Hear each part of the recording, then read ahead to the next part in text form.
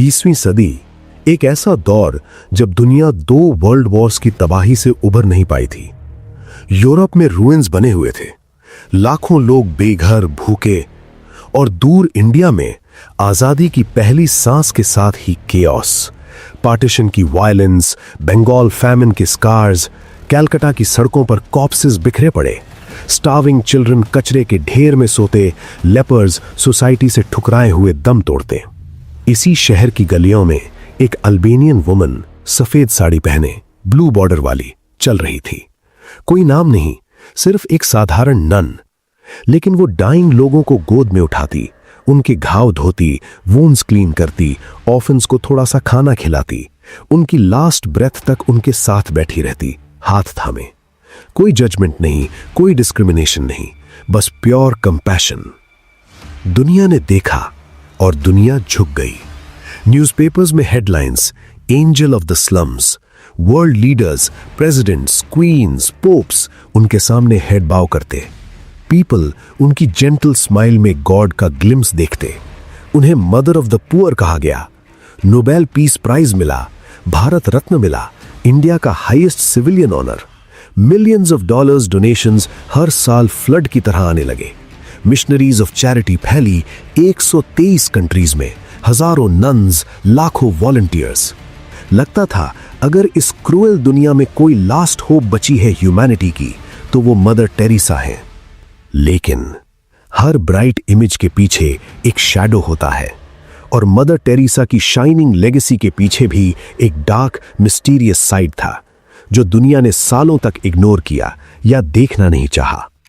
Reports आईं, farmer volunteers, doctors, journalists ने खुलासा किया। निर्मल हृदय जैसे होम्स में पेशेंट्स पेन में तड़पते, लेकिन पेन किलर्स नहीं दिए जाते। बिलीफ था suffering brings you closer to God. Jesus ने क्रॉस पर दर्द सहे तो पुअर को भी सफर करना चाहिए। नीडल्स रिपीटेडली यूज्ड, सिर्फ कोल्ड वाटर से वॉश करके। टिप्स फिश हुक्स जैसे हो जाते, इंजेक्शन लगते समय एक्सक्रूशिएटिंग पेन। डोनेशंस बिलियंस में आए, लेकिन basic hygiene no. Medicine storage में एक्सपायर हो जाते। और मनी, नोबेल प्राइज का प्राइज मनी, करोड़ डोनेशंस, बड़ा हिस्सा वैटिकन बैंक को जाता। वैटिकन जो स्कैंडल्स से भरा था, पुअर को एक इंजेक्शन नहीं, लेकिन ट्रेजरी भरती जाती।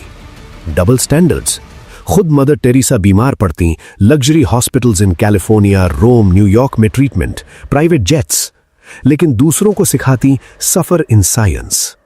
कंट्रोवर्सीज और भी गहरी, forced conversions, dying Hindus Muslims को अनकॉन्शियस स्टेट में क्रॉस थमाकर बैप्टाइज करना, फ्रॉडस्टर्स से डोनेशंस, चार्ल्स कीटिंग, ड्यूवालिये और उनके लिए मर्सी लेटर्स लिखना।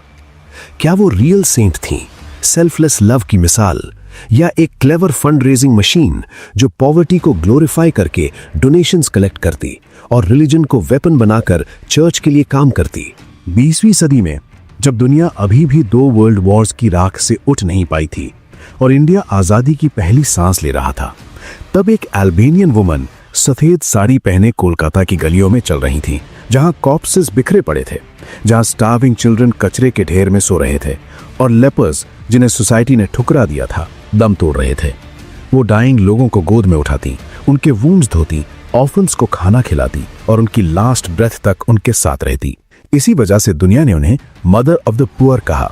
वर्ल्ड लीडर्स उनके सामने झुक गए और लोगों ने उनकी जेंटल स्माइल में गॉड का एक ग्लिम्स देखा। गरीबों की सेल्फलेस सर्विस के लिए उन्हें सैकड़ों मेजर अवार्ड्स मिले, जिसमें नोबेल पीस प्राइज और भारत रत्न भी शामिल थे, और हर साल दुनिया भर से मिलियंस ऑफ डॉलर्स डोनेशंस आने लगे। ऐसा लगता था कि एक पतली वेल वाली सिंपल ब्लू बॉर्डर्ड साड़ी पहने, चेहरे पर काम स्माइल लिए औरत ही इस दुनिया में ह्यूमैनिटी की लास्ट होप है।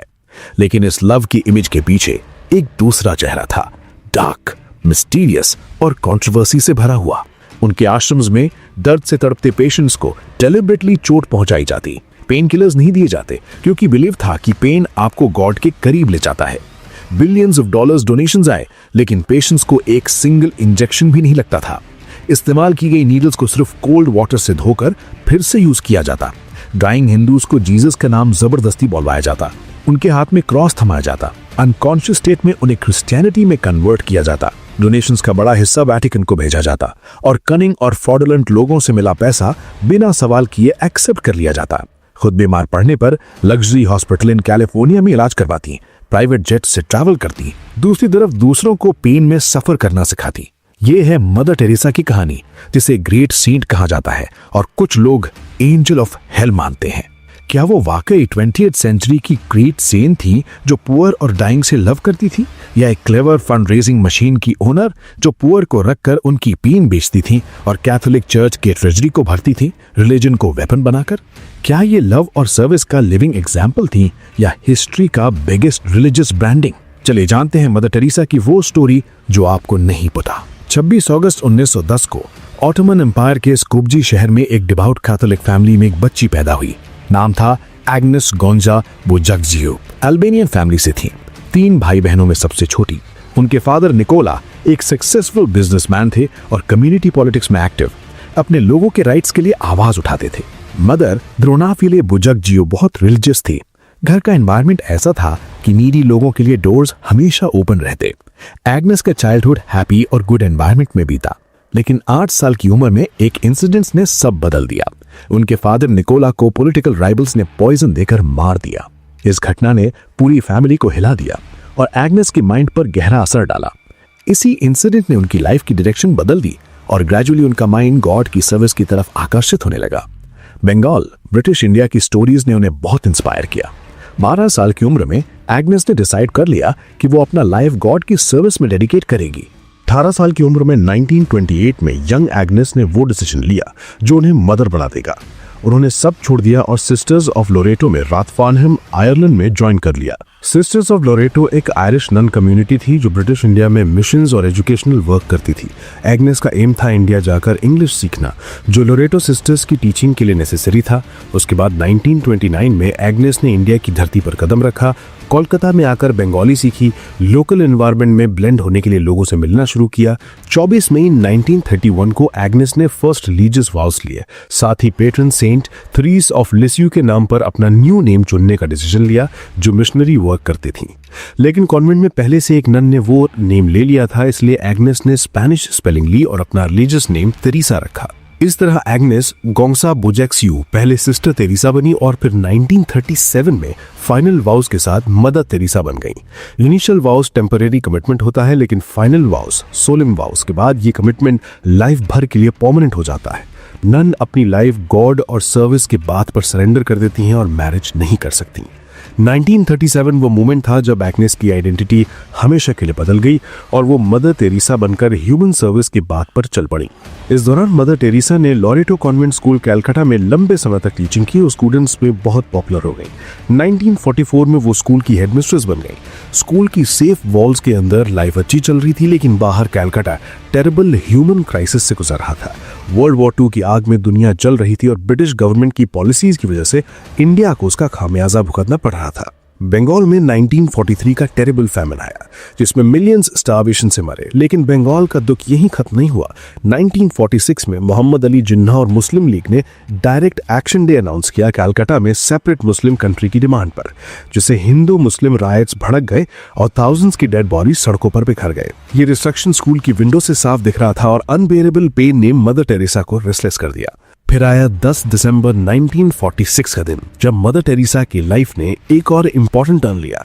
वो एनुअल रिट्रीट के लिए दार्जिलिंग ट्रेन से जा रही थी। ट्रेन के कंपार्टमेंट में उन्हें एक ऐसी कॉल और नॉइस महसूस हुई जो पहले कभी नहीं हुई। मदर टेरेसा के अनुसार जीसस ने उन्हें कॉल किया और कहा कि कॉन्वेंट की सेफ वॉल्स छोड़कर उन पुअरेस्ट लोगों के बीच जाओ जो सोसाइटी द्वारा रिजेक्टेड है। मदर टेरेसा ने उसी मोमेंट डिसाइड कर लिया कि अब वो अपनी लाइफ इस डायरेक्शन में टर्न करेंगी, लेकिन सुपीरियर्स की परमिशन के बिना कॉन्वेंट छोड़ना आसान नहीं था। फिर भी उन्होंने मन बना लिया।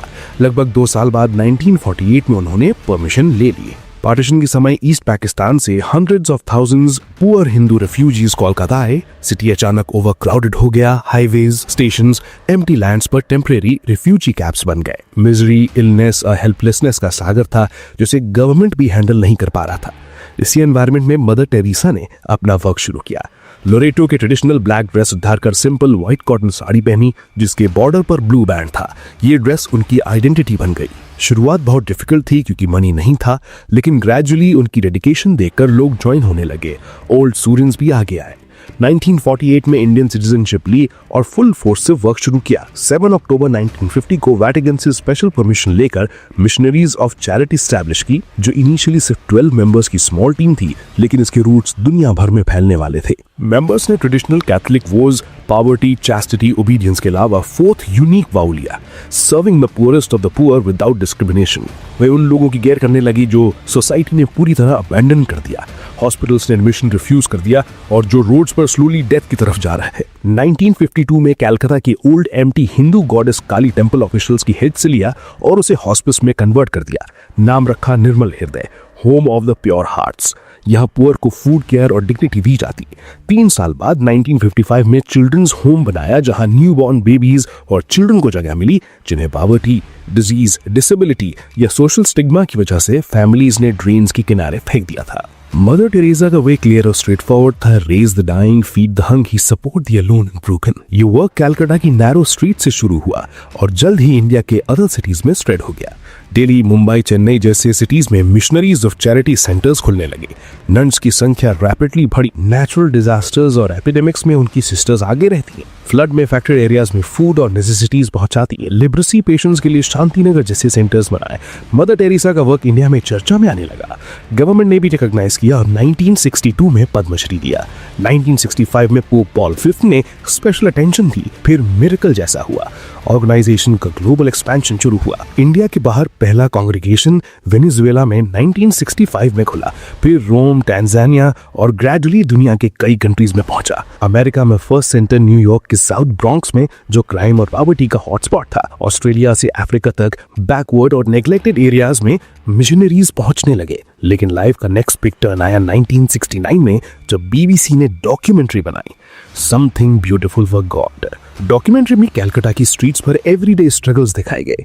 डाइंग लोगों को उठाना, लेप्रोसी पेशेंट्स के वुंड्स धोना, ऑर्फन चिल्ड्रन को फीड करना। जैसे ही डॉक्यूमेंट्री टेलीकास्ट हुई, मदर टेरेसा की पॉपुलैरिटी स्काई रॉकेट हो गई।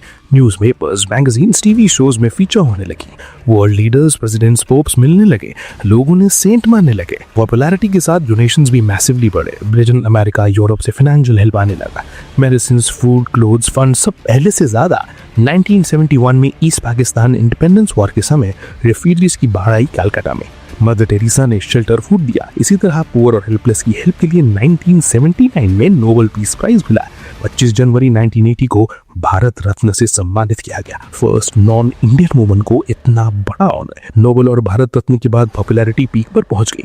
1982 में लेबनान के वॉर टॉर्न एरियाज में हेल्प। 1985 में न्यूयॉर्क में फर्स्ट एड्स होम। 1988 में आर्मेनिया अर्थक्वेक में रिलीफ। हर बिग ह्यूमैनिटेरियन क्राइसिस में उनका नाम आगे दिखता। डेकेड्स तक कंपैशन का ग्लोबल सिंबल बनी। वर्ल्ड लीडर्स झुकते, कॉमन पीपल वर्शिप करते। उनकी काम स्माइल में कंपैशन और गॉड दिखता लगता था। सेल्फलेस सर्विस बचा है तो मदर टेरेसा के हाथों में। लेकिन हर कॉइन के 2 साइड्स होते हैं। मदर टेरेसा के भी 2 साइड्स थे। एक तरफ reformer, humanitarian icon, pattern of the poor, living example of love. दूसरी तरफ हॉरिफिक, मिस्टीरियस और कंट्रोवर्शियल एस्पेक्ट, जिसकी वजह से उन्हें एंजल ऑफ हेल कहा जाता है। मल्टीपल रिपोर्ट्स और फॉर्मर वर्कर्स के अनुसार आश्रम में मेडिकल केयर के नाम पर पुअर पेशेंट्स को टॉर्चर जैसा ट्रीटमेंट मिलता था। कलकत्ता के निर्मल हृदय में old war times reserve vets थे। लाइफ नाजी कॉन्सेंट्रेशन कैंप जैसी। बेसिक कम्युनिटीज जैसे चेयर्स, सैनिटेशन की कमी, मिलियंस डॉलर्स डोनेशन के बावजूद बेसिक मेडिकल हाइजीन नहीं। सिरिंजेस और नीडल्स रिपीटेडली यूज्ड होते, सिर्फ कोल्ड वाटर से वॉश करके। नीडल्स इतने खराब कि टिप्स फिश हुक्स जैसे हो जाते। इंजेक्शन लगते समय एक्सक्रूशिएटिंग पेन। प्रिंस चार्ल्स ने खुद सिरिंजेस डोनेट किए थे। वेस्टर्न कंट्रीज से मिरेकल सप्लाईज आते हैं, लेकिन मंथ्स तक स्टोरेज में पड़े एक्सपायर हो जाते। पेशेंट्स पेन में तड़पते, पेन किल्स दिए जाते। मदर टेरेसा का बिलीफ था, suffering brings one closer to God. Jesus ने क्रॉस पर अनबियरेबल पेन सहे तो ह्यूमंस को भी सफर करना चाहे। कैंसर, टीबी जैसे इनक्योरेबल डिजीजेस में strong pain killers refuse. Policy all centres में स्ट्रिक्ट, लेकिन खुद बीमार पड़ने पर double standards. Expensive clinics, California, Rome, New York में ट्रीटमेंट। हिपोक्रेसी साफ। 1994 में द लैंसेट के एडिटर डॉक्टर रॉबिन फॉक्स ने निर्मल हृदय विजिट किया। मलेरिया जैसा आइडेंटिफाइबल डिजीजेस मिसडायग्नोस या डायग्नोसिस नहीं की जाती। बेसिक टेस्ट की परमिशन नहीं। वॉलंटियर्स बिना ट्रेनिंग के सीरियस पेशेंट्स हैंडल करते। टीबी जैसे कंटीजियस डिजीजेस के पेशेंट्स अनट्रेन्ड वॉलंटियर्स को सौंप दी जाते। रीजन सिंपल था, वॉलंटियर्स फ्री में काम करते। क्वालिफाइड डॉक्टर्स हायर नहीं की जाते क्योंकि मनी स्पेंड नहीं करना चाहती। जिस पर वॉलंटियर फादर चेटकुटी ने कहा, मदर टेरेसा ऑब्सेस्ड थी फ्री भी से। फ्री में मिले तो ठीक, थोड़ा सा भी पैसा लगे तो पेशेंट की लाइफ बचाने के लिए नहीं, माइक्रोस्कोप जैसा बेसिक इक्विपमेंट भी नहीं रखा डायग्नोसिस के लिए। फंड्स की कमी नहीं थी। मिशनरीज ऑफ चैरिटी को हर साल एटलीस्ट $100 मिलियन डोनेशंस मिलते। 1990s में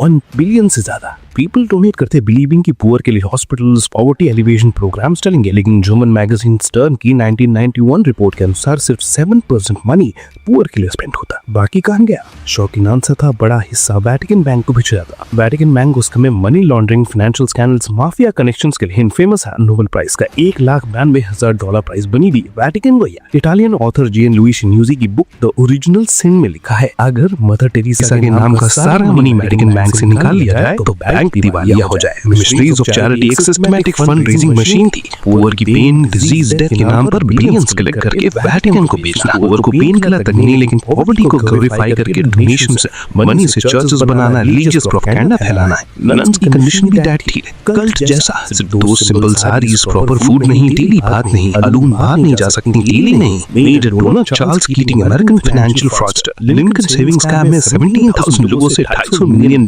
लूटा। $1.25 मिलियन डोनेट किया, प्राइवेट जेट दिया। ट्रायल में मदर टेरेसा ने जज लैंस ईडो में लेटर लिखा है, पनिश ना करें, वो गॉड के पुअर के लिए जेनरस था। डेप्टी लॉर्ड पॉल्टर ने जवाब दिया, स्टोलन मनी जीसस के सामने रखोगी तो तब रखेगा या ओनर्स को रिटर्न करेगा। तुम्हें मॉरली रिटर्न करना चाहिए, लेकिन मदर टेरेसा ने कभी क्लैरिफाई नहीं किया, मनी रिटर्न नहीं किया। जॉन क्लॉड लीड वाले डिक्टेटर लेगवा टेरा हर्डर्स दोनों सिविल डोनेशंस लिए। रॉबर्ट मैक्सवेल से एथिकल वैल्यूज कॉम्प्रोमाइज किए हैं वेल्थ और इन्फ्लुएंस के लिए। Father John Maguire child molester support के लिए कम्युनिस्ट्री में वापस लाने में मदद की। मुराद में वो जेल गए। जेल में 2017 में डेथ आश्रम में हिंदू और मुस्लिम्स को क्वाइटली बैप्टाइज किया था। ड्राइंग एशियन से पूछा, हेवन जाना चाहते हो? नॉट करने पर कस्टम आया, वेट क्लॉथ से टाइफी के बंदरा स्टैंड करके कन्वर्ट कर दिया। मदर टेरेसा ने कहा 29,000 लोगों की डेथ हुई, उन्हें सेंट पीटर का स्पेशल टिकट दिया गया। और विलेजेस में अडॉप्शन प्रोसेस भी करप्शन, फॉरेन कपल से $1,000 चार्ज करते, मनी रिच को पुअर को नहीं। कुछ केसेस में रियल पेरेंट्स लाइक थे, लेकिन बताया गया चाइल्ड मान गया। अडॉप्शन से पहले क्रिश्चियन बनाना मैंडेटरी, सब मिलाकर क्लियर है। सर्विस का सेंटर पुअर की रियल नहीं, बल्कि उनकी हेल्पलेसनेस का एक्सप्लॉइटेशन। फंड रेजिंग के लिए मनी कैथोलिक चर्च और रिलीजियस प्रोपेगेंडा, कंपैशन की शाइनिंग इमेज की भी चेंज था, जो आज भी सीरियस क्वेश्चंस उठाता है। 5 सितंबर 1997 को कलकत्ता में 70 इयर्स की उम्र में 80 साल की उम्र में हार्ट अटैक से डेथ हुई। ऑर्गेनाइजेशन 123 कंट्रीज में 594 patients, 3,914 sisters, lakhs of volunteers. Controversies आ रही थी, लेकिन पोप फ्रांसिस ने 4 सितंबर 2016 को सेंट डिक्लेयर किया। कैथोलिक चर्च में सेंट बनाने की 2 miracles after death जरूरी